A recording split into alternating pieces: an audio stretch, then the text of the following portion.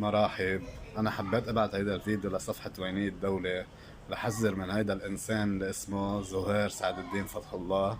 هيدا إنسان نصاب حرامي، بيركض ورا الناس على قصة المستشفيات إنه حساعدكم وبيقرط المصريات. أنا شخصيا عملها معي، أنا كنت بالمستشفى بين الحياة والموت. أخذ مني $2500 على أساس إنه هو يسكر للمستشفى، على أساس سكر، هو ما سكر شي. فانا بتمنى هيدا الفيديو يوصل لكل الناس حتى تعرفوا على حقيقته، لانه زلمه كذاب ملعب. صار له شهرين كل يوم بيقول لي اليوم وبكره اليوم وبكره. زلمه كذاب كبير ملعب حرامي، صار ناسب على ناس كتير، ناسب على واحد من بيت دوغان، واحد على واحد من بيت عتريس، وهلا انا اسمي عبد الرحمن الخولي. رح اختصر الموضوع حتى ما اخذ لانه موضوع طويل. انا كنت مريض، فت على مستشفى المقاصة لقيت فيروس. كانت حياتي مثل ما بيقولوا بخطر. قعدت 18 يوم بالمستشفى. هيدا الشخص انسان زهير فتح الله اخذ منا مصاري على اساس انه هو عم يعمل لي ورائي بوزارة الصحة، لانه لا عندي لا ضمان ولا تأمين. عم يعمل لي ورائي بوزارة الصحة. رجع انه هو بيعرف حدا بالمستشفى بخفض من قيمة الفاتورة بالمستشفى.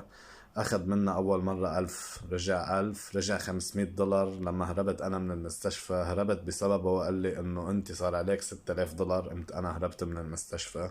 اتضح لي بعد شهرين كان عندي عملية، عم بحكي مع دكتورة انه انا ما مدفوع شي للمستشفى، المستشفى عملت لي بلوك. نزلت عم بحكي مع المستشفى، قالوا لي ما حدا دافع شي وما في غير $1000 اللي دفعتها اللي اول ما فت على المستشفى.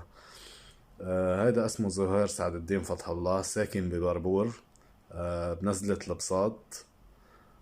في معمل البساط تاع بيعمل حلاوة وهيك اشياء. بوجهه بناي بوجهه على طريق 11. مجوز وحدة سورية، مجوز اتنين.